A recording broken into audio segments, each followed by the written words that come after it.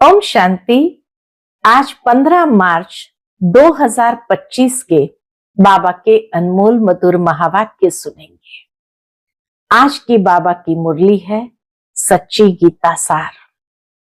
बाबा कहे श्रीमद् भगवत गीता में भी ये बात जरूर आती है कि देह सहित देह के सर्व संबंधों को भूल माम एकम याद करो, एक मुझे याद करो। यही तो गीता का सार बाबा भी पढ़ाते हैं हमें। साथ ही बाबा कहते हैं तुम्हें बहुत सहज पुरुषार्थ करना है। कौन सा? बस चुप रहना है। चुप रहने से ही बाप का वर्षा ले लेंगे। बाप को याद करना है और सृष्टि चक्र को फिराना है। याद से विकर्म विनाश होंगे, आयु भी बड़ी होगी और चक्र को जानने से चक्रवर्ती राजा बन जाएंगे। तो बाबा कहे यही तो सहज पुरुषार्थ है। गीता में भी लिखा है कि भगवान ने आकर रुद्र ज्ञान यज्ञ रचा। तो ये यज्ञ, ये पाठशाला है जहां बाप आकर के सच्ची गीता ज्ञान सुनाते हैं, जिससे हम सदगति को प्राप्त करते हैं। ये बात मनुष्य नहीं समझ पाते हैं। तो बाबा कहे तुम बच्चों को सर्विस पर जब होते हैं तो ये बातें मनुष्य को स्पष्ट समझानी है। तो सुनते हैं आज के बाबा के अनमोल मधुर महावाक्य। ओम शांति। मीठे बच्चे, अब वापस घर जाना है, इसलिए देह सहित देह के सब संबंधों को भूल एक बाप को याद करो। यही है सच्ची गीता का सार। आज की मुरली से प्रश्न है, तुम बच्चों का सहज पुरुषार्थ क्या है? उत्तर, बाप कहते तुम बिल्कुल चुप रहो। चुप रहने से ही बाप का वर्षा ले लेंगे। बाप को याद करना है और सृष्टि चक्र को फिराना है। बाप की याद से तुम्हारे विकर्म विनाश होंगे, आयु बड़ी होगी और चक्र को जानने से चक्रवर्ती राजा बन जाएंगे। यही है सहज पुरुषार्थ। ओम शांति।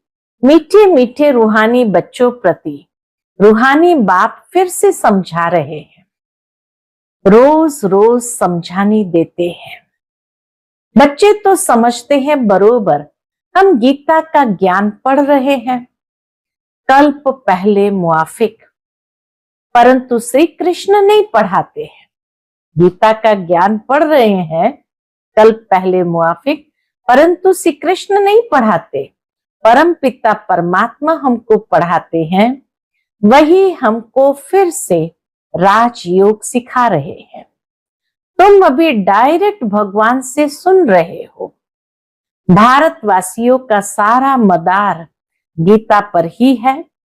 उस गीता में भी लिखा हुआ है कि रुद्र ज्ञान यज्ञ रचा। यह यज्ञ भी है तो पाठशाला भी है। बाप जब सच्ची गीता आकर सुनाते हैं तो हम सदगति को पाते हैं। मनुष्य ये नहीं समझते। बाप जो सर्व का सदगति दाता है, उनको ही याद करना है। गीता भल पढ़ते आए हैं, परंतु रचयिता और रचना को न जानने कारण नेति नेति करते आए हैं। बाबा कहे भले गीता पढ़ा, परंतु न रचयिता को जाना न रचना को जाना, इसलिए नेति नेति करते आए हैं। सच्ची गीता तो सच्चा बाप ही आकर सुनाते हैं। यह है विचार सागर मंथन करने की बातें। जो सर्विस पर होंगे उनका अच्छी रीति ध्यान जाएगा। बाबा ने कहा है हर चित्र में जरूर लिखा हुआ हो। कौन सी बात लिखी हुई हो? ज्ञान सागर पतित पावन, गीता ज्ञान दाता, परम पिता परम शिक्षक परम सतगुरु शिव भगवान वाच। कितना एक्यूरेट बाबा हर बात समझाते हैं कि हर चित्र के नीचे जरूर लिखा हुआ हो ज्ञान सागर पतित पावन, गीता ज्ञान दाता, परम प्रिय परम पिता परम शिक्षक परम सतगुरु शिव भगवान उवाच।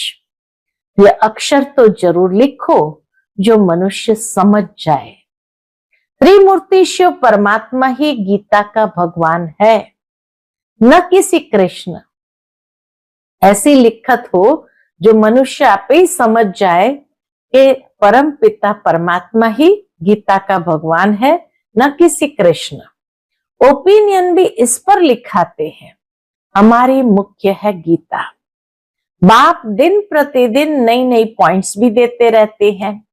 ऐसे नहीं आना चाहिए कि आगे क्यों नहीं बाबा ने कहा। बाबा का ये मन में ख्याल नहीं आना चाहिए कि पहले बाबा ने क्यों ये बातें नहीं समझाई। ड्रामा में नहीं था।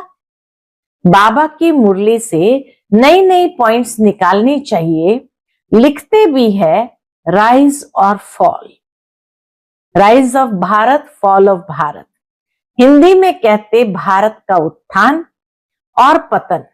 राइज अर्थात कंस्ट्रक्शन ऑफ डीटी डिनाइस्टी, नए आदि सनातन धर्म की कंस्ट्रक्शन हो रही है।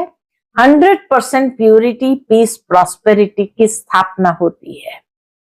तो राइज अर्थात construction of deity dynasty, 100% purity peace prosperity की स्थापना होती है।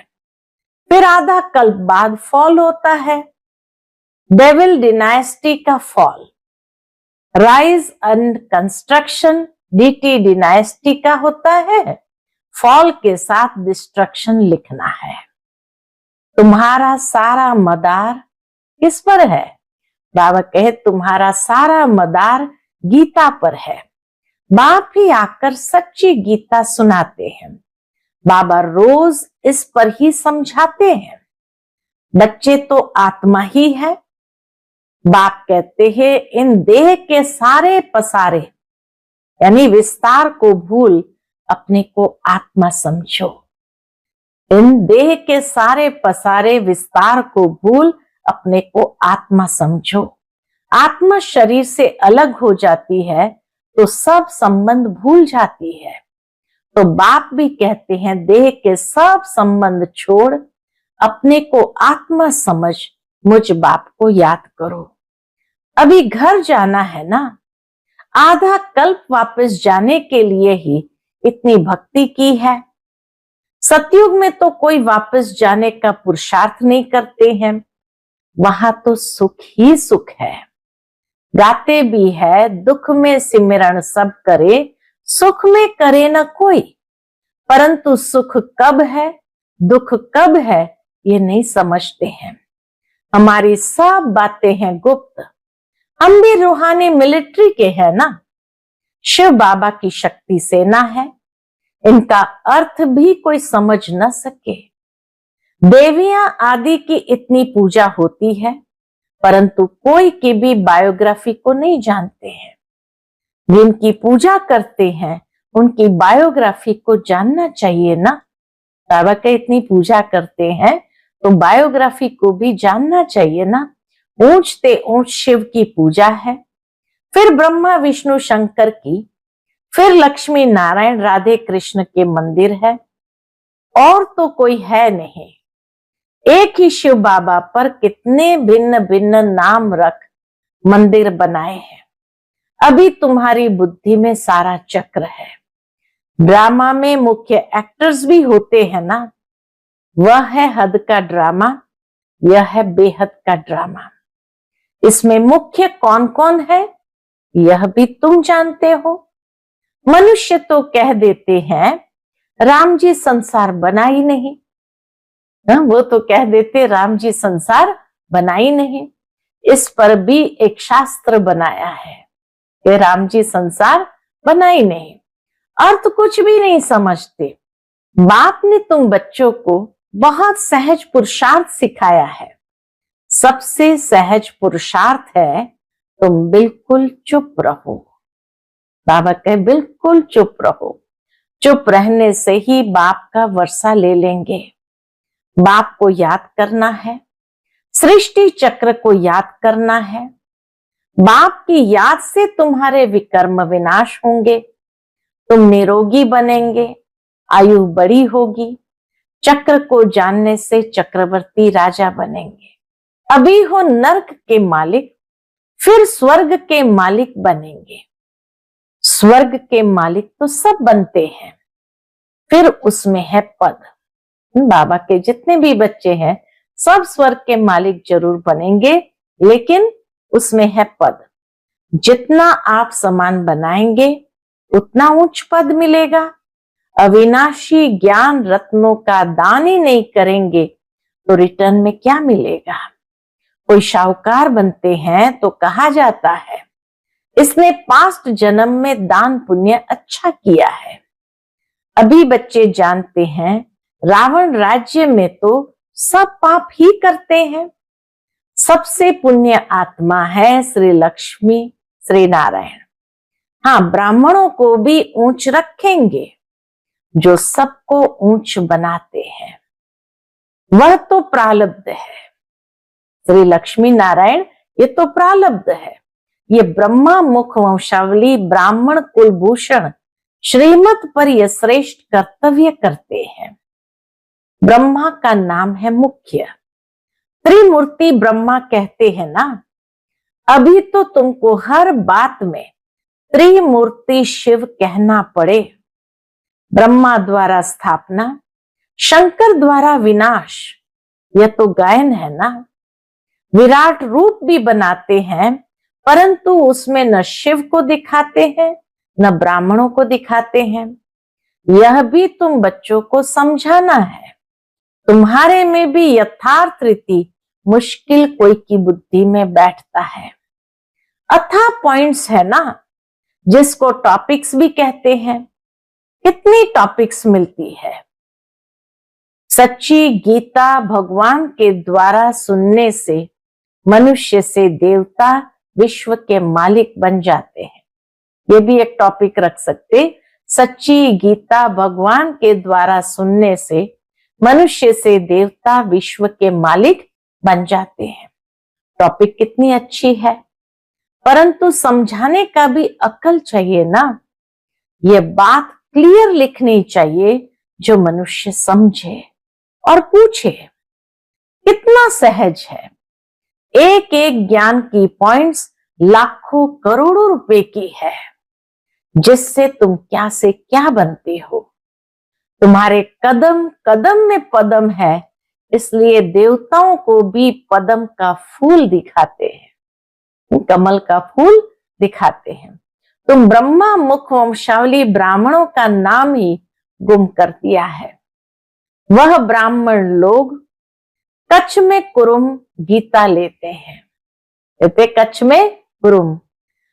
अभी तुम हो सच्चे ब्राह्मण, अर्थात अपने बगल में नीचे गीता लेते हैं। अभी तुम हो सच्चे ब्राह्मण, तुम्हारे कच्छ यानी बुद्धि में है सत्यम, उनके कच्छ में है कुरुम, अर्थात खाली पुस्तक है। तो तुमको नशा चढ़ना चाहिए। हम तो श्रीमत पर स्वर्ग बना रहे हैं, बाप राजयोग सिखला रहे हैं। तुम्हारे पास कोई पुस्तक नहीं है, लेकिन ये सिंपल बैज ही तुम्हारी सच्ची गीता है। बाबा कहे कोई शास्त्र उठाकर नहीं पढ़ते, लेकिन ये बैज ही तुम्हारी सच्ची गीता है। इसमें त्रिमूर्ति का भी चित्र है, तो सारी गीता इसमें आ जाती है। सेकंड में सारी गीता समझाई जाती है। इस बैज द्वारा तुम सेकंड में किसको भी समझा सकते हो। यह तुम्हारा बाप है। इनको याद करने से तुम्हारे पाप विनाश होंगे। ट्रेन में जाते चलते फिरते कोई भी मिले, तुम उनको अच्छी रीति समझाओ। कृष्णपुरी में तो सब जाना चाहते हैं ना। इस पढ़ाई से यह बन सकते हैं। पढ़ाई से राजा स्थापन होती है, और धर्म स्थापक कोई राजा ही नहीं स्थापन करते हैं। तुम जानते हो हम राज योग सीखते हैं भविष्य 21 जन्मों के लिए। कितनी अच्छी पढ़ाई है। सिर्फ रोज 1 घंटा पढ़ो बस। वह पढ़ाई तो 4-5 घंटे के लिए होती है, यह 1 घंटा भी बस है। सो भी सवेरे का टाइम ऐसा है जो सबको फ्री होता है। बाबा कहे सवेरे का टाइम ऐसा है जो सबको फ्री है, बाकी कोई बांधेली आदि है, सवेरे नहीं आ सकते हैं तो और टाइम रखे हैं। बैज लगा हुआ हो, कहां भी जाओ ये पैगाम देते जाओ। अखबारों में तो बैज डाल नहीं सकते हैं, एक तरफ का डाल सकेंगे, मनुष्य ऐसे तो समझ भी नहीं सकेंगे सिवाय समझाने। है बहुत सहज, यह धंधा तो कोई भी कर सकते हैं। बाबा कहे ये धंधा इतना सिंपल है, कोई भी कर सकते हैं। अच्छा, खुद भल याद न भी करे, दूसरों को याद दिलावे।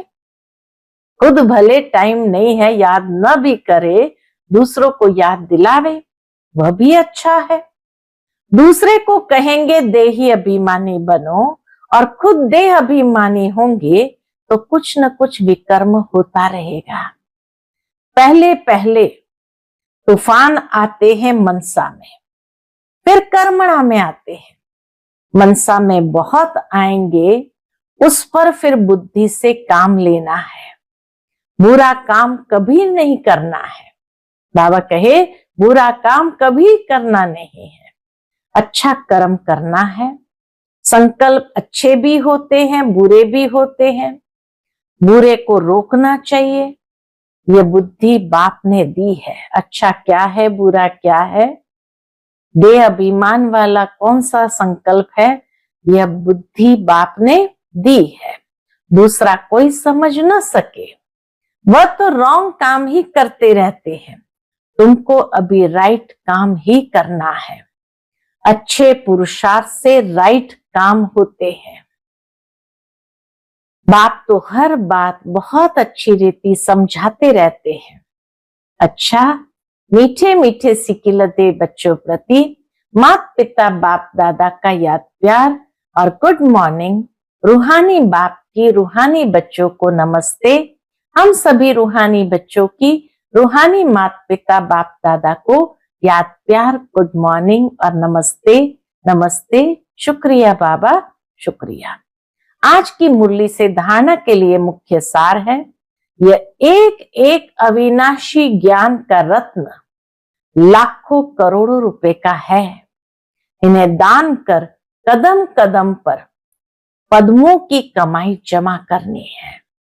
आप समान बनाकर ऊंच पद पाना है। दूसरी पॉइंट, विकर्मों से बचने के लिए देही अभिमानी रहने का पुरुषार्थ करना है। मनसा में कभी बुरे संकल्प आए तो उन्हें रोकना है, अच्छे संकल्प चलाने हैं। कर्मेंद्रिय से कभी कोई उल्टा कर्म नहीं करना है। आज का बाप दादा का मधुर वरदान हम बच्चों के प्रति है, रूहानियत के प्रभाव द्वारा फरिश्तेपन का मेकअप करने वाले सर्व के स्नेही भव। जो बच्चे सदा बाप दादा के संग में रहते हैं, उन्हें संग का रंग ऐसा लगता है जो हर एक के चेहरे पर रूहानियत का प्रभाव दिखाई देता है।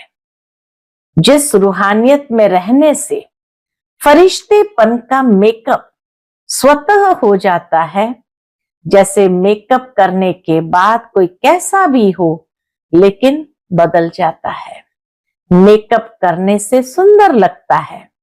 यहां भी फरिश्तेपन के मेकअप से चमकने लगेंगे और ये रूहानी मेकअप सर्व का स्नेही बना देगा। आज का स्लोगन है, ब्रह्मचर्य, योग तथा दिव्य गुणों की धारणा ही वास्तविक पुरुषार्थ है। ब्रह्मचर्य, योग तथा दिव्य गुणों की धारणा ही वास्तविक पुरुषार्थ है। फिर मातेश्वरी जी के अनमोल महावाक्य है और आज के महावाक्य का टाइटल है, कर्म बंधन तोड़ने का पुरुषार्थ। बहुत मनुष्य प्रश्न पूछते हैं कि हमें क्या करना है, कैसे अपना कर्म बंधन तोड़े। अब हर एक की जन्म पत्री को तो बाप जानता है। बच्चे का काम है एक बार अपने दिल से बाप को समर्पित हो जाए, अपनी जवाबदारी उनके हाथ में दे देवे, फिर वो हर एक को देख राय देगा कि तुमको क्या करना है। सहारा भी प्रैक्टिकल में लाना है, बाकी ऐसे नहीं सिर्फ सुनते रहो और अपनी मत पर चलते चलो। बाप साकार है तो बच्चे को भी स्थूल में पिता, गुरु, टीचर का सहारा लेना है। ऐसे भी नहीं आज्ञा मिले और पालन न कर सके तो और ही अकल्याण हो जाए। तो फरमान पालन करना भी हिम्मत चाहिए। चलाने वाला तो रमजबाज है, वो जानता है इसका कल्याण किस में है, तो वह ऐसे डायरेक्शन देगा कि कैसे कर्म बंधन तोड़े। कोई को फिर यह ख्याल में नहीं आना चाहिए कि फिर बच्चों आदि का क्या हाल होगा। इसमें कोई घर बार छोड़ने की बात नहीं है। मम्मा कहे इसमें कोई घर बार छोड़ने की बात नहीं है। यह तो थोड़े से बच्चों का इस ड्रामा में पार्ट था तोड़ने का। अगर ये पार्ट न होता तो तुम्हारी जो अब सेवा हो रही है फिर कौन करे। अब तो छोड़ने की बात ही नहीं है। शुरू शुरू में जो आए यज्ञ बनना था तो उस समय छोड़ा, मगर परमात्मा का हो जाना है। डरो नहीं, हिम्मत रखो। बाकी जो डरते हैं वो न खुद खुशी में रहते हैं न फिर बाप के मददगार बनते हैं। यहाँ तो उनके साथ पूरा मददगार बनना है। मम्मा कहे जब जीते जी मरेंगे तभी मददगार बन सकते हैं। कहां भी अटक पड़ेंगे तो फिर वो मदद देकर पार करेगा। तो बाबा के साथ मनसा वाचा कर्मणा मददगार होना है। इसमें जरा भी मोह की रग होगी तो वह गिरा देगी। तो हिम्मत रखो, आगे बढ़ो। कहां हिम्मत में कमजोर होते हैं तो मूंझ पड़ते हैं। इसलिए अपनी बुद्धि को बिल्कुल पवित्र बनाना है। विकार का जरा भी अंश न हो। मंजिल कोई दूर है क्या, मगर चढ़ाई थोड़ी टेढ़ी बाकी है। लेकिन समर्थ का सहारा लेंगे तो न डर है न थकावट है। अच्छा, ओम शांति। आज का अव्यक्त इशारा है, सत्यता और सभ्यता रूपी कल्चर को अपनाओ। आपका बोल और स्वरूप दोनों साथ साथ हो। बोल स्पष्ट भी हो, उसमें स्नेह भी हो, नम्रता, मधुरता और सत्यता भी हो, लेकिन स्वरूप की नम्रता भी हो। इसी रूप से बाप को प्रत्यक्ष कर सकेंगे। निर्भय हो लेकिन बोल मर्यादा के अंदर हो। फिर आपके शब्द कड़े नहीं मीठे लगेंगे। अच्छा, ओम शांति।